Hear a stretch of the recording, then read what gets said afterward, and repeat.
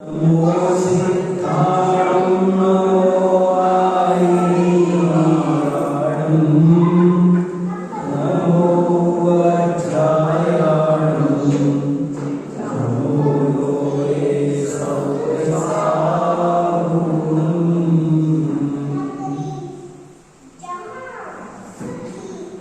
हमने सबने परमानंद स्तोत्र का स्वाध्याय किया। परमानंद स्तोत्र नाम का ही स्तोत्र है, वास्तव में तो वो एक शास्त्र है। स्तोत्र वो होता है जिसमें किसी भगवान की, तीर्थंकर की स्तुति की जाती है। इसमें किसी तीर्थंकर की स्तुति नहीं है, और ये बहुत बड़ी विशेषता है आचार्यों की कि उन्होंने सोचा सारी दुनिया स्तोत्र पसंद करती है, शास्त्रों से दूर रहती है, तो अपन शास्त्रों को भी स्तोत्र की शैली में परोसो तो इनको ज्यादा लाभ होगा। एक नियम है कि भाषा हमेशा श्रोता की होती है और भाव हमेशा वक्ता का होता है। ये नियम है। फिर से क्या? भाषा हमेशा श्रोता की चलती है और भाव हमेशा वक्ता का चलता है। जैसे अपन को किसी छोटे बच्चे से कहना हो, अपनी पत्नी को बुलवाना हो, तो अपन उससे कहते हैं बेटा जरा मम्मी को बुलाओ। तो मम्मी को बुलाओ का क्या मतलब है? हमारी मम्मी को नहीं बुला रहे हम तो पत्नी को बुला रहे हैं। लेकिन अगर उससे कहेंगे पत्नी को बुलाओ तो वो अभी इतना छोटा है कि पत्नी शब्द का भाव नहीं समझ पाएगा। तो उससे कहा मम्मी को बुला ताकि अपना काम हो जाए। भाषा श्रोताओं की चलेगी। आप प्राकृत में समझो तो हमारे आचार्य कहते हैं हम प्राकृत में समझाएंगे। आपको हमारी समझ में प्राकृत नहीं आती है, संस्कृत में समझाओ तो संस्कृत में समझाएंगे। आपको कि वो भी नहीं आती, आप तो हमको ब्रज भाषा में, अवधी में, हिंदी में, अब आजकल के लोग कहेंगे हमें अंग्रेजी में, तो हमारे जैनाचार्यों को कोई ऐतराज नहीं है। वो कह रहे तुम कोई सी भी भाषा में सुन लो। जैनाचार्यों ने एक सूत्र लिखा है, सर्व भाषा सरस्वती। बहुत अच्छा लगता है मुझे, सर्व भाषा सरस्वती, कि जितनी भी भाषाएं हैं संसार में कोई भाषा अच्छी बुरी नहीं होती, ये याद रखना। कितने लोग आपको ऐसे कहते मिलेंगे कि ये भाषा अच्छी होती है, भगवान की होती है, देवों की होती है, ये देव भाषा है, सुर भाषा है, और बाकी की सारी भाषा म्लेच्छ भाषा है। पर वास्तव में ऐसी बात नहीं है। सारी भाषाएं सरस्वती की पुत्री हैं। तीर्थंकर की दिव्य ध्वनि संसार की सभी भाषाओं में घिरती है। ऐसी कोई भाषा नहीं होती जिसमें तीर्थंकर की दिव्य ध्वनि न घिरती हो। 10 अष्ट महाभाषा सभे, लघु भाषा 7 शतक सभे, 700 लघु भाषा और 18 महाभाषाओं में जिनवाणी होती है, दिव्य ध्वनि घिरती है। इसलिए कभी कभी कुछ लोग आपको ऐसे मिलेंगे, अंग्रेजी भाषा कोई भाषा है, बेकार भाषा है, ये क्या BUT बट और PUT पुट, ये कोई होता है? बेकार बात। आप कभी किसी भाषा की हंसी नहीं उड़ाना, कभी किसी भाषा की बुराई नहीं करना, किसी भाषा की निंदा करना वो प्रकारांतर से सरस्वती की निंदा है। क्योंकि सारी भाषाएं सरस्वती की पुत्री हैं। अरे अच्छी बात किसी भी भाषा में कहो अच्छी है, और गालियां अगर कोई संस्कृत में दे दो, नहीं संस्कृत बहुत बढ़िया भाषा है, और कोई गालियां बके तो चलेगा? नहीं चलेगा। भाषा नहीं, भाव महत्वपूर्ण होते हैं। तो ये काम सदा से हमारे आचार्य करते आए हैं कि तुमको जैसे सुनना है वैसे सुनो, मगर बात जिनवाणी की सुनो। ये इसीलिए पूजाओं में, स्तुतियों में तत्व ज्ञान भरा। तो इसीलिए मैंने एक वाक्य सबसे पहले बोला कि परमानंद स्तोत्र वास्तव में स्तोत्र नहीं है, शास्त्र है। क्यों कि स्तोत्र तो उसे कहते हैं जिसमें किसी तीर्थंकर विशेष की स्तुति की जाए। महावीर अष्टक स्तोत्र, आदिनाथ स्तोत्र, पार्श्वनाथ, सारे स्तोत्रों में इसमें किसकी स्तुति है? तो ये तो उन्होंने देखा कि सब लोग स्तोत्रों के पीछे लगे पड़े हैं, और शास्त्र की मूल मुद्दे की, अध्यात्म की बात पर जो जैन दर्शन का प्राण है उस पर ध्यान नहीं दे रहे हैं। तो उन्होंने कहा अपने क्या है, हेडिंग लिखो स्तोत्र, और किसकी स्तुति लिखो? आत्मा की स्तुति लिखो। भगवान दो तरह के होते हैं, एक कार्य भगवान, एक कारण भगवान। नियम सार में इस विषय का बहुत विस्तार से वर्णन आया है। परमात्मा दो तरह, एक कारण परमात्मा, एक कार्य परमात्मा। कार्य परमात्मा मंदिर में होते हैं, कार्य परमात्मा समोसरण में होते हैं, कार्य परमात्मा सिद्ध शिला पर होते हैं, लेकिन कारण परमात्मा इस देह रूपी देवालय में रहते हैं।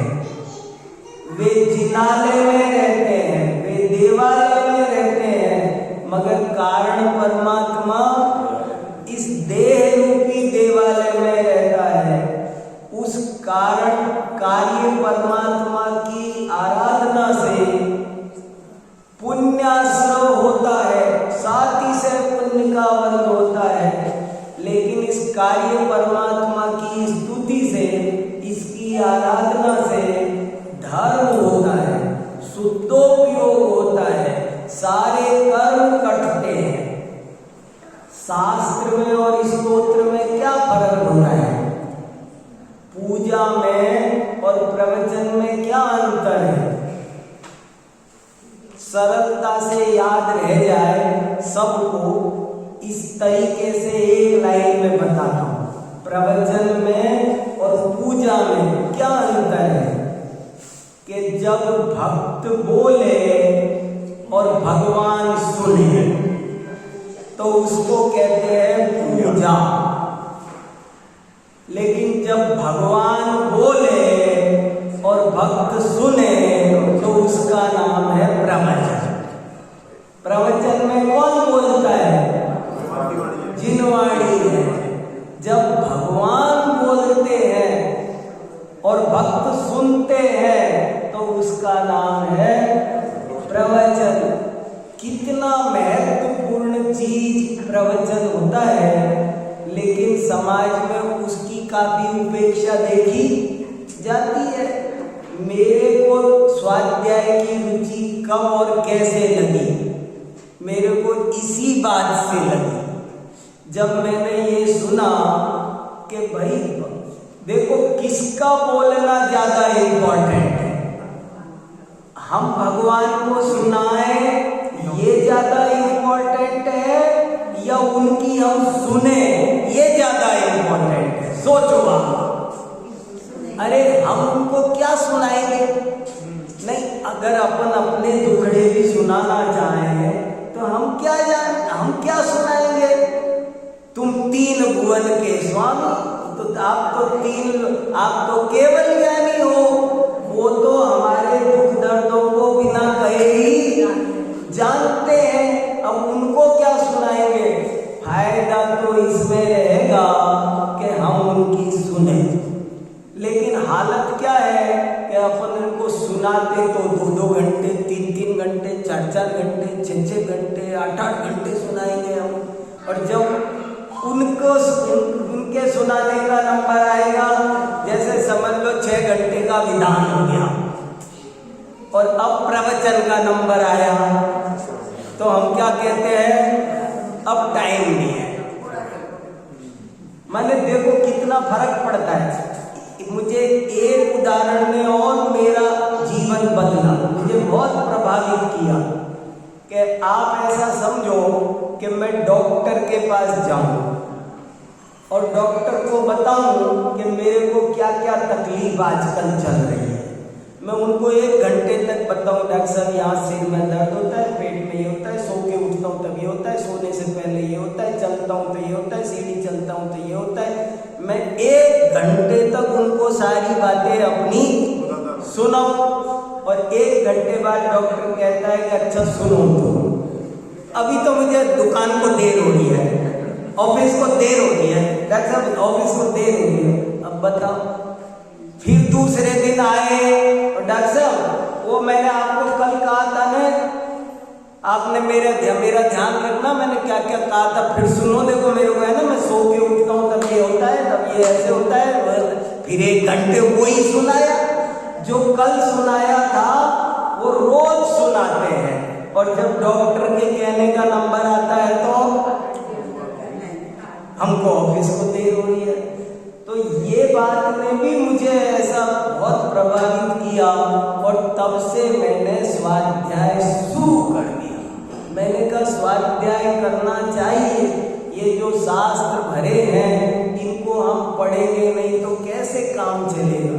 मुझे लगता है ऐसी भावना अकलंकाचार्य के मन में भी आई होगी और इसीलिए उन्होंने कहा कि मैं एक परमानंद स्तोत्र लिखता हूं, क्योंकि ये स्तोत्र का नाम सुने बिना तो मानेगा नहीं। और बात लिखो तत्व ज्ञान की, अध्यात्म की, और इसलिए उन्होंने इसमें परमानंद स्तोत्र में थोड़े से में सारा निचोड़ जो कुछ हमको करना है वो सब लिख दिया। शरीर से भिन्न भगवान आत्मा वो सूरज की तरह प्रकाशमान है। देखो ये बात समझ में आती है हमारे आपके? आत्मा दिखता है कि नहीं? देखो एक प्रश्न पूछ रहा हूं मैं आपसे, आत्मा दिखता है कि नहीं? अब ये गहरी बात है। और वो ये कह रहे हैं कि वो तो बिल्कुल प्रकट है, सूरज की तरह प्रकट है, एकदम क्लियर है, हर आदमी को दिख ही रहा है। जरा इस बात पे सोचना, आपको हमको आत्मा दिख ही रहा है, बिना दिखे किसी एक को भी बचा नहीं है, सबको दिखाई देता है। बच्चे बच्चे को, आबाल गोपाल सभी को ये आत्मा दिखाई दे रहा है। अब बताओ ये कैसी बात हो रही है? हम तो कह रहे हैं नहीं दिख रहा और वो कह रहे हैं तुम्हें दिख रहा है, तो क्या करना? बोले थोड़ा सा ध्यान लगाओ, तुम्हें दिख ही रहा है। और इसके लिए एक उदाहरण मेरे को बहुत अच्छा लगता है कि पहले छोटे थे हम तो पत्रिकाओं में एक पहेली आती थी और उस पहेली में एक जंगल सा बना होता था और लिखा होता था इस जंगल में एक हिरण छुपा हुआ है, ढूंढिए। और हम घंटों तक माता बच्ची करते रहते थे पर वो हिरण दिखता ही नहीं था कहाँ है। लेकिन बाद में कोई बताता था कि सुनो इधर आओ, ये देखो ध्यान से देखो, ये जो अब तुम्हें ना पेड़ मत देखो, तुम ये जो खाली जगह बनी हुई है ना, ये खाली जगह का आकार देखो, ये देखो ये खाली जगह का जो आकार है ना, ये इसके 4 पैर हो गए, ये पूंछ हो गई, ये सींग हो गई, देखो ये। अब उसके बाद में वो हिरण ही हिरण दिखता है, अरे ये तो रहा, इतना साफ है। ऐसे ही आत्मा हमको आपको दिखाई दे रहा है, अब भी दिखाई दे रहा है, अभी इस समय दिखाई दे रहा है। कैसी गजब की बात है। अब इस रहस्य को जो समझ जाए, कहा ना मैंने योगी गम्यम रहस्यम, ये योगी गम्य रहस्य है, जरा सा उपयोग लगाओ, और जो इसमें उपयोग लगा के उस आत्मा को देख ले, वही सच्चा पंडित है। कितनी बढ़िया पंडित की परिभाषा बताई। पंडित शब्द बना पंडा संजाता यस्य स पंडिता, जिसके पंडा माने भेद विज्ञान, जिसको भेद विज्ञान हो गया वही पंडित है। पंडित का संबंध किसी ड्रेस से, किसी कपड़े से, किसी और चीज से, तिलक विलक से, किसी चीज से नहीं है। पंडित का संबंध तो केवल भेद ज्ञान से है, जो शरीर में व्यवस्थित निज देहे व्यवस्थितम, अपने शरीर के अंदर व्यवस्थित आत्मा को देख ले, उसका नाम ही पंडित है। ऐसे कहा। और भी बहुत सारी बातें हैं, इसको जितना पढ़ो उतना आपको आनंद आएगा। लेकिन मैं अब आज आपका ध्यान एक चौथे नंबर के श्लोक पर कुछ खास बात कहना चाहता था, पर वो समय नहीं था इतने सारे श्लोकों के साथ में, तो कह नहीं पाया। तो आज मैं अब थोड़ी देर आपको रोकना चाहता हूँ, केवल चौथे श्लोक। कौन से पर? केवल चौथे पर रुकना है हमें अब आज। और ऐसे ये मैं एक सैंपल दिखा रहा हूं, ऐसे आपको सारे के सारे पर रुक करके स्वाध्याय करना है। एक एक पे रुक करके स्वाध्याय करेंगे तब ज्यादा आनंद आएगा। तो चौथा श्लोक एक बार फिर से पढ़ते हैं, ध्यान से विचार करते हैं।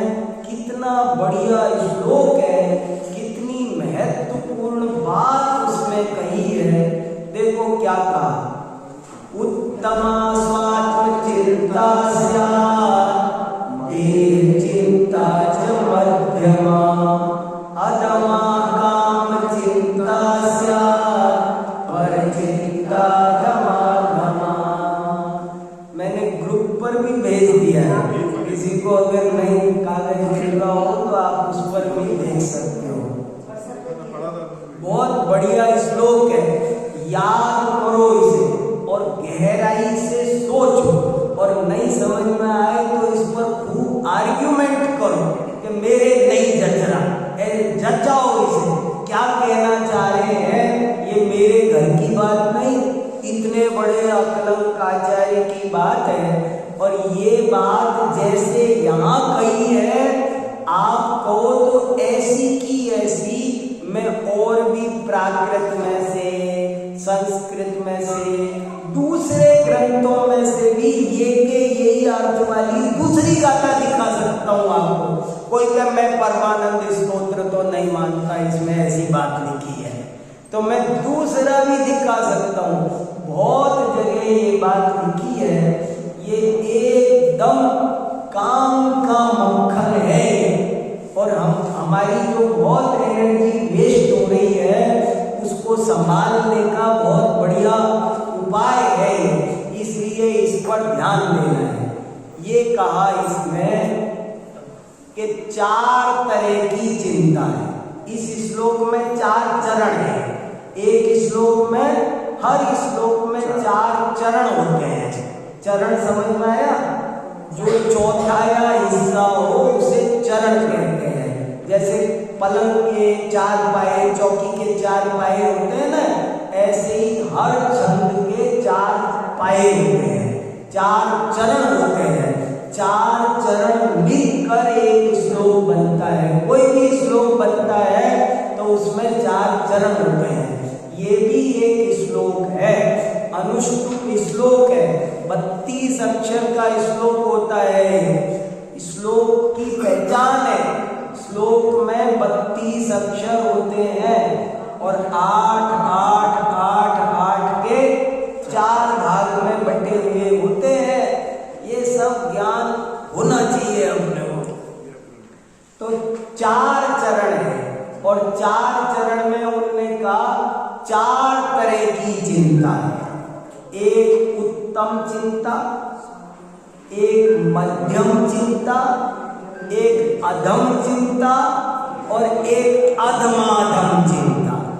आप ऐसे समझ लो जैसे 4 गतियां होती है ना, तो आपसे कहा जाएगा कि हो सके तो आप कोई गति में मत जाओ। 4 गति में कौन सी गति अच्छी है, तो कोई बता देगा। और जो स्वाध्याय किया हुआ होगा वो बोलेगा हमको 4 होनी चाहिए, तब समझना उसने स्वाध्याय। मान लो 4 गति पढ़ाई और फिर हम पूछेंगे कौन सी गति में जाना है 4 में से, तो जो सही समझा होगा वो तो बोलेगा हमको 4 में ही नहीं जाना। ऐसे ही यहाँ 4 तरह की चिंता बताई है। कौन सी चिंता करना? ये पहली बात, कोई नहीं करना। चिंता चिता के समान है, समान उससे भी बढ़कर है। चिंता चिता से बढ़कर होती है। क्यों बढ़कर होती है? कि चिता तो मुर्दे को जलाती है और चिंता जिंदे को जला के कोयला बना देती है। जिंदा आदमी को चिंता खाक कर देती है। चिता तो तब जलाएगी जब मर जाएंगे, मुर्दा होगा उसको जलाएगी, सबको जलाएगी, लेकिन चिंता तो जिंदे को जला देगी। इसलिए चिंता चिता से भी बढ़कर है। एक श्लोक है संस्कृत में, चिता चिंता समाहुक्ता बिंदु मात्र विशेषता सजीवे दहति चिंता निर्जीवे दहति चिता। ऐसा श्लोक है साफ साफ के चिता के समान चिंता है, समान ही नहीं बल्कि बढ़कर है। चिता से चिंता पर एक बिंदी ज्यादा लगी हुई है। बिंदी का तो खेल है, दुनिया में बिंदी के मारे तो क्या का क्या हो जाता है। तो बोले बिंदु ज्यादा है, पर बिंदु ही ज्यादा नहीं है, उसमें सिंधु भर दिया बिंदु में। बोले क्या कि चिता तो मुर्दे को जलाती है, पर चिंता तो जिंदे को जला। इसलिए सबसे बढ़िया जिनेंद्र भगवान का उपदेश है कि तुम किसी की भी चिंता करो ही मत, बिल्कुल ही मत करो। तो ये बहुत बढ़िया श्लोक है। चिता चिंता समाहुक्ता बिंदु मात्र विशेषता सजीवे दहति चिंता निर्जीवे दहति चिता।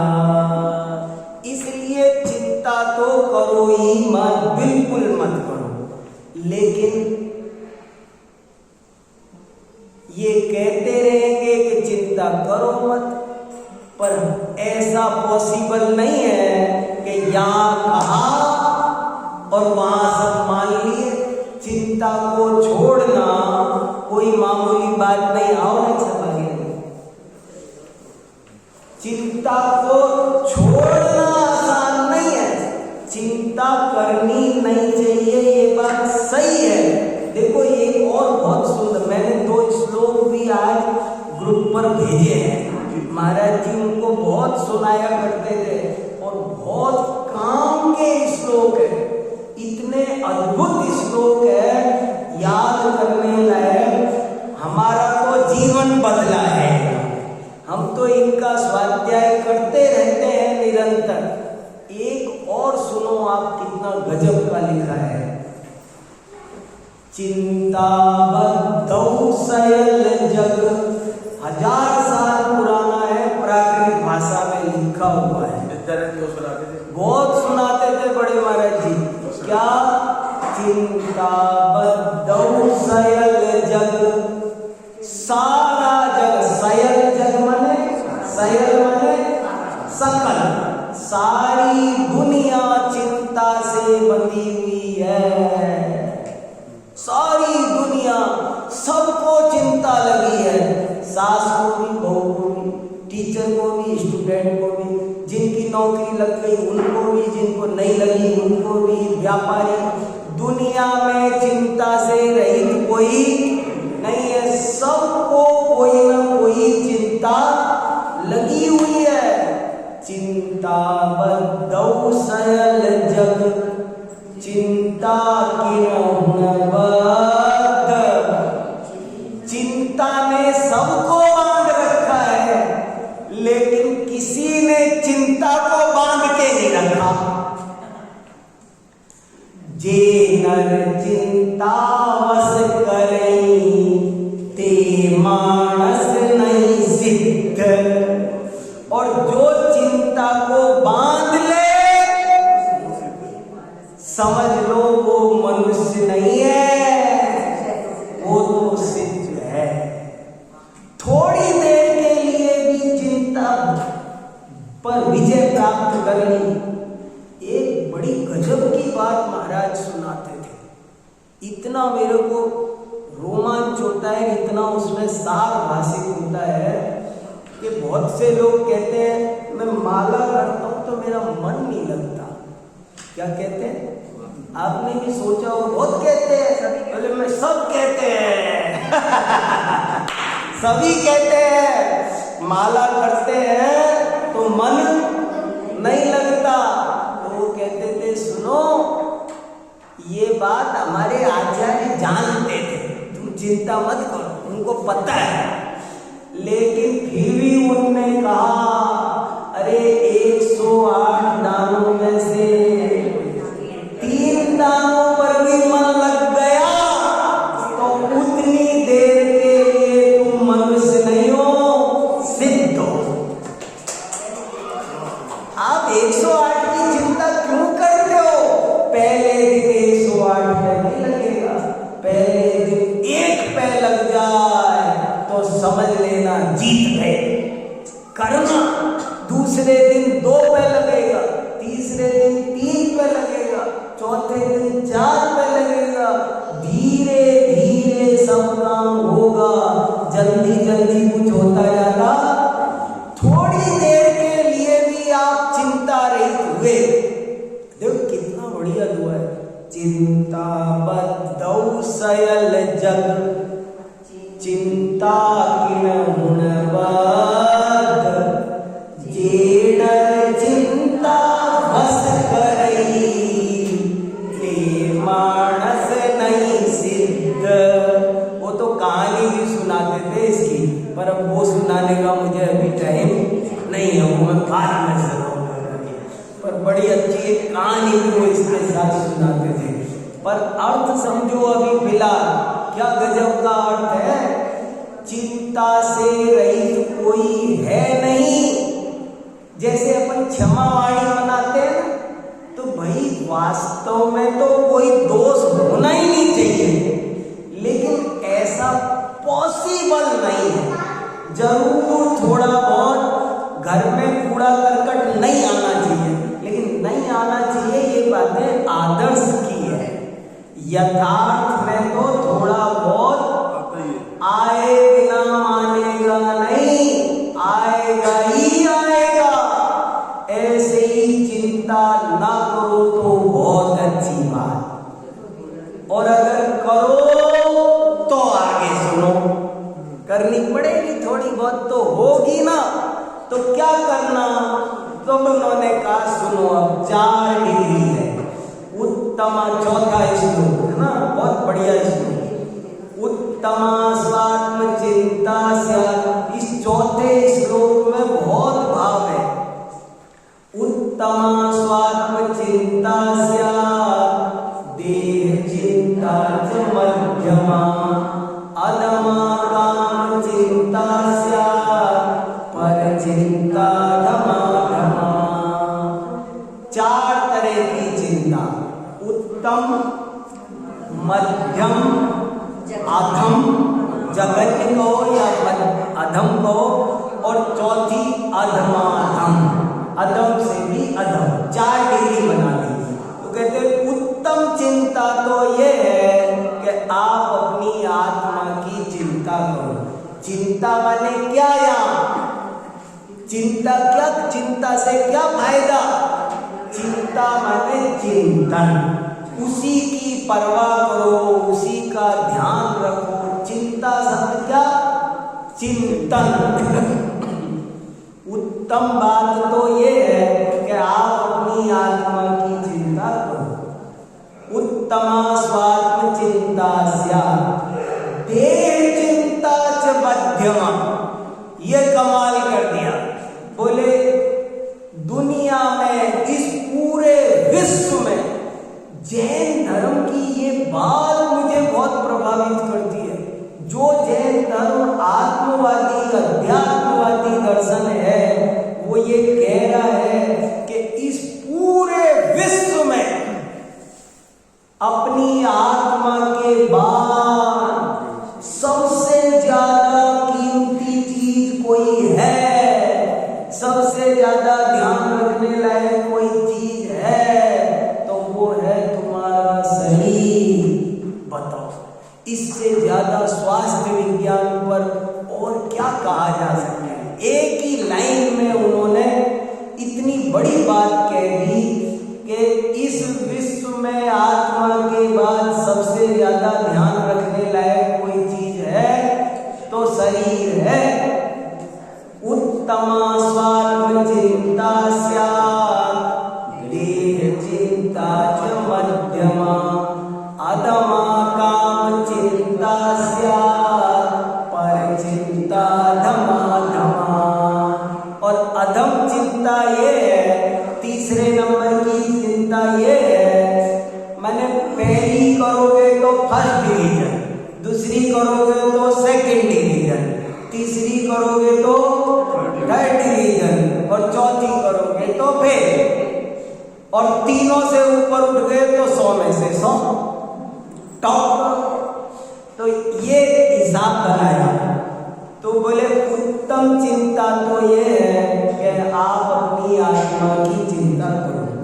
मध्यम चिंता ये है कि आप अपने शरीर का ध्यान रखो। अधम चिंता ये है कि आप अपने काम से, कहते हैं ना, अपना काम सब कुछ है, हम भले हमारा काम बना, तुम भले तुम्हारा काम बना। ये गोपाल भी कहते थे बहुत, मैं भला मेरी टेबल बनी, मुझे दुनिया से मतलब नहीं। वो बहुत लिखते थे, सुनाते कहते थे मैं भला मेरी टेबल बनी, मुझे कहीं किसी से मतलब नहीं है। तो अपने काम से काम रखो, दूसरे के काम में टांग मत अड़ाओ। अपने काम में एक्सपर्ट बनो।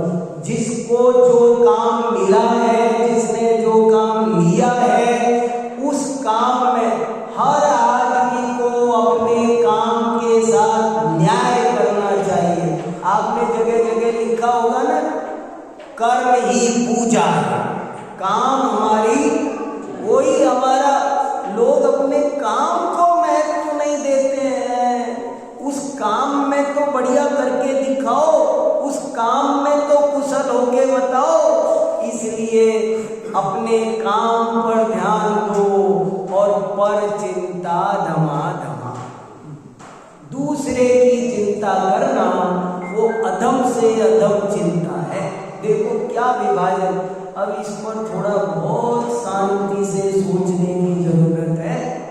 एक एक लाइन पर उत्तमा स्वात्म चिंता देह चिंता च मध्यमा अधमा काम चिंता पर चिंता धमाधमा।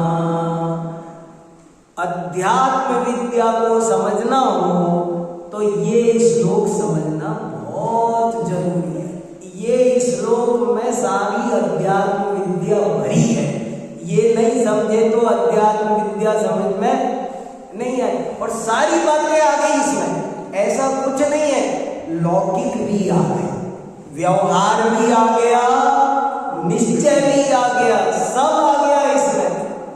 अरे ये बात छोटी नहीं है कि आप इस विश्व में शरीर के आत्मा के बाद सबसे ज्यादा ध्यान देने लायक कोई चीज है तो वो क्या है? अपना शरीर है। मैं कभी कभी ऐसे सोचता हूँ, देखो अब इन 4 चरण में भी एक एक पर एक एक घंटे बात कर सकते हैं। उत्तमा स्वात्म चिंता में 1 घंटा बात कर सकता हूँ। देह चिंता मध्यम, इस पर 1 घंटे बात करनी है। और काम, अपने काम की चिंता, इस पर मैं आपसे 1 घंटा बात कर सकता हूँ। और पर की चिंता अधमाधम है, इस पर 1 घंटा बात कर सकते हैं। 2 घंटे की बात हो सकती है। 2 घंटे है, माल है इसमें। इस श्लोक में इतना माल है। अब देखो, एक दफे मुझे हमारे गांव में आम जनता के बीच में बोलना था और वहां मैंने दूसरे चरण पर बोला, देह चिंता च मध्यमा।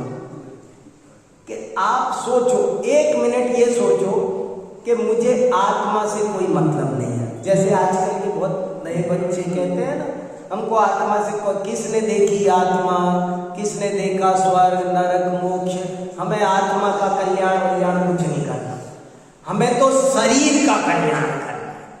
तो मैं कहता हूं चलो आ जाओ, बैठो। अगर सोचो, जिसको आत्मा का कल्याण नहीं करना है कोई बात नहीं, लेकिन यदि शरीर का भी कल्याण करना होगा तो वो कम से कम 50% धर्मात्मा तो अभी बनेगा। समझ में आया बात आपको? जिसे शरीर का भला करना है ना, आत्मा का छोड़ो अभी एक बात, ये बताओ, जिसे शरीर का हित करना है वो गुटखा खाएगा? जिसे शरीर का हित करना है वो सख्त व्यसन में लगेगा? जिसे शरीर का हित करना है, कोई कहता मुझे शरीर है ना, मुझे दुनिया में सबसे प्यारी चीज क्या मेरे लिए, आई लव माई बॉडी। अगर कोई कहे मुझे मेरा शरीर प्यार है, बस मेरे को इससे प्यारी चीज मेरे लिए दुनिया में कोई नहीं है, मैं इसको जरा सा भी हार्म नहीं पहुंचाना चाहता। ऐसी जिसकी इच्छा है वो रात में खाना खाएगा, क्योंकि रात में खाना खाने से शरीर खराब होता है। वो कोई भी कितने गलत कामों से बच जाएगा। जिसको शरीर प्यारा है वो क्रोध करेगा। शास्त्र में लिखा है कसाय पाउड में, क्रोध करने से पाचन शक्ति कमजोर होती है, नेत्र ज्योति कमजोर होती है, श्रवण शक्ति जय धवला पढ़ो आप, क्रोध के फल। क्रोध करने से आईसाइट वीक होती है, क्रोध करने से आदमी बहरा होता है, जय धवला में लिखा है। क्रोध करने से पाचन शक्ति कमजोर होती है, क्रोध करने वाले को कभी भी ब्रेन हैमरेज हो सकता है, क्रोध करने वाले का ब्लड प्रेशर हाई होता है। ये शास्त्र में लिखा है। अब आप बताओ, मुझे मेरे शरीर को तिल तुस मात्र नुकसान नहीं पहुंचाना, मुझे मेरा शरीर प्यारा है। तो शरीर प्यारा होगा तो वो ये काम करेगा। कितने पापों से बच जाएगा। हिंसा, झूठ, चोरी, ये आत्मा को तो नुकसान पहुंचाती ही पहुंचाती है, ये शरीर को भी नुकसान सारे अभक्ष भक्षण, उनमें हिंसा होती है और नरक मिलता है, वो तो बाद की बात है। सारे अभक्ष पहले नंबर पर शरीर को नुकसान पहुंचाते हैं। अगर कोई व्यक्ति शरीर से भी प्रेम करता है तो वो उस व्यक्ति को आधा धर्मात्मा होना पड़ेगा। जिसको शरीर प्यारा है वो शराब पिएगा कभी, सारा लीवर डैमेज कर देती है, वो क्यों पिएगा? उसको तो वो बड़ा प्यारा है, शरीर प्यारा है। तो इसलिए जिसे शरीर से भी प्रेम होगा वो भी कम से कम कितनी सारी बातों से वो बच जाएगा। जिसको शरीर प्यारा होगा वो लेटे लेटे टीवी देखेगा बहुत देर, नहीं मोबाइल पर घंटों देख रहे हैं, ये काम करेगा? क्यों नहीं करेगा? क्योंकि उससे आगे खराब होती है, शरीर खराब होता है और शरीर खराब से करना नहीं है। इसलिए देह चिंता च मध्यमा, अरे भले आदमी कम से कम अपने शरीर का तो ध्यान रखो। आपको पता है आयुर्वेद में क्या लिखा है? हमारे शरीर के सभी अंग ऐसे बने हुए हैं कि 300 साल तक आराम से चल सकते हैं, ऐसा लिखा है चरक संहिता में। मेरा जो लीवर है ना, मेरी ये आंखें ऐसी है कि 300 साल बढ़िया चल सकती है। मैं पूरे 100 साल इस्तेमाल करके डोनेट कर दूंगा, किसी के काम आएगी, वो 100 साल यूज कर सकता है और फिर बाद में फिर कोई 100 साल यूज कर, 300 साल यूज हो सके ऐसा बढ़िया हमारा शरीर है। हमारे शरीर जैसी मशीन दुनिया में नहीं है। आप गन्ने की मशीन लगाते हो, चीनी बना शुगर फैक्ट्री, कितने करोड़ों की मशीन लगाते हो, और ये शरीर कैसा है? गन्ना डालो, सब अलग अलग अलग चाट, सब काम क्या क्या बनाना, सारा काम कर लेता है, ये मशीन है। समंत भद्राचार्य ने इसको लिखा है अजंगमम जंगम ले यंत्रम। शरीर है वो बहुत दुनिया का आश्चर्यजनक कल है, यंत्र यंत्र यंत्र है, तो ये बहुत बड़ा यंत्र है। शरीर की तो कीमत समझो। अरे अपन धर्म की कीमत, आत्मा की कीमत, हमें हमारे काम की कीमत पता नहीं है। हम हमारे काम से का प्यार नहीं करते हैं। अपने काम के लिए आदमी को जीना चाहिए। कर्म का बहुत बड़ा महत्व है। अपने काम पर बहुत ज्यादा ध्यान देना जरूरी है। अपने काम पर ध्यान दो ना, और अपने शरीर पर ध्यान दो। और आचार्य कह रहे हैं सबसे ऊपर रोज 24 घंटे में कम से कम 24 मिनट बैठकर सब भूल जाओ, अपनी आत्मा का चिंतन करो। उस समय भूल जाओ कि शरीर भी मेरा है, शरीर का भी ध्यान उस वक्त थोड़ी देर के लिए भूल जाओ। उत्तमा स्वात्म चिंता स्यात् देह चिंता च मध्यमा, अधमा काम चिंता स्यात् पर चिंता धमा। उत्तम चिंता अपनी आत्मा की, पर ये अपनी आत्मा की चिंता है ना, ये एक बार अटपटी लगती है बात। मेरे को बहुत दिन तक समझ में नहीं आई। मेरे को लगा ये क्या स्वार्थी बना है, मुझे बहुत, मैं अपने मन की बता दूं, ये क्या मतलब है? दूसरे की चिंता मत करो, अपनी चिंता करो बस। ये मुझे बहुत दिन तक समझ में नहीं आया। लेकिन जबकि दुनिया में कुछ धर्म ऐसे थे कि जो ये कह रहे थे कि दूसरे की चिंता करो, दूसरे की 18 पुराणों का सार क्या है? क्या बोले? पर की चिंता करो। तो जैन धर्म ने ये कहा कि नहीं, सुनो, तुम अपनी चिंता। ये बात बड़ी साइंटिफिक भी है। साइंटिफिक कैसे है कि देखो, ये तरीका है काम करने का। काम करने का तरीका कैसे है कि समझ लो, अपन को पूरा ग्रीन पार्क साफ करना है। अगर हर आदमी अपने घर के आगे से साफ कर ले तो पूरे ग्रीन पार्क की सफाई हो जाएगी, सारी दुनिया ठीक हो जाएगी। अगर सब अपना अपना कल्याण कर ले तो ये देखो, ये क्या तरीका है कि मैं कहूँ कि श्रवण जी, मैं आपको खिलाऊं, आप मुझे खिलाओ। दुनिया में क्या चलता है? मैं आपको खिलाऊं, आप मुझे खिलाओ। अरे क्यों? आप अपने हाथ से आप खाओ, मेरे हाथ में खाऊंगा। कैसी ये एक बहुत बड़ी बात है, इसके पीछे विज्ञान है। ये बात मामूली नहीं है। कोई दूसरे को तैरना कब सिखा सकता है? पहले अपना मास्क बांधे, तब दूसरे की सहायता करे। खुद तैरना नहीं आया तो आप दूसरे को तैरना सिखा नहीं सकते। मुझे गाड़ी चलाना आता नहीं और मैं कहूँ सुदेश भैया मैं आपको गाड़ी सिखाऊंगा, क्या होगा?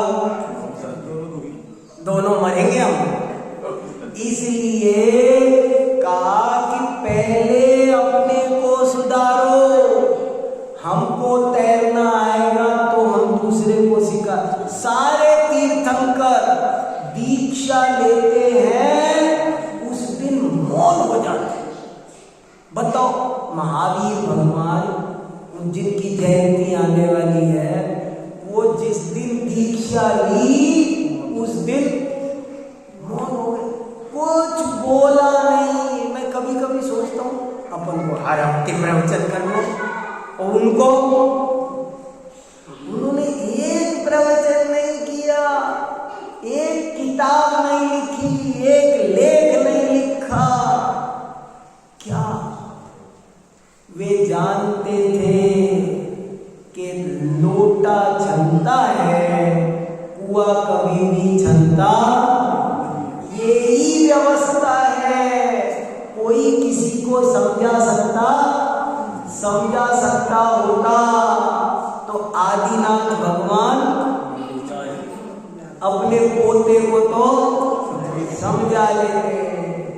मुझे तो महाभारत की एक बात बहुत अच्छी लगती है। महाभारत में एक बात लिखी है कि श्री कृष्ण बहुत चाहते थे कि महाभारत ना हो। वे टालना चाह रहे थे, बहुत कोशिश कर रहे थे, और इसके लिए उन्होंने 36 चक्कर काटे इधर से उधर।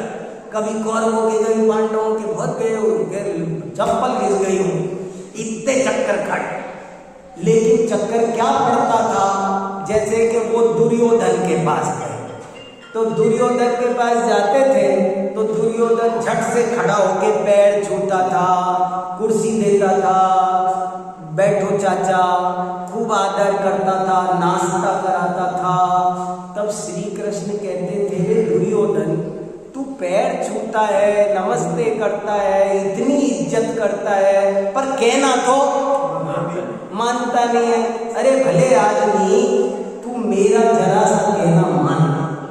देख, वो भी तो तेरे ही भाई है, सारे सैकड़ों हजारों गांव तेरे, तू उनको मेरे कहने से 5 गांव दे दे जीवन यापन के लिए, और तू अपनी इच्छा से मत दे, मेरे कह, कोई कहे तो कह देना, मैं तो नहीं देता, मगर चाचा ने कहा था, उनकी वजह से मैंने दिए, तू दे दे, तू मेरे कहने से 5 गांव।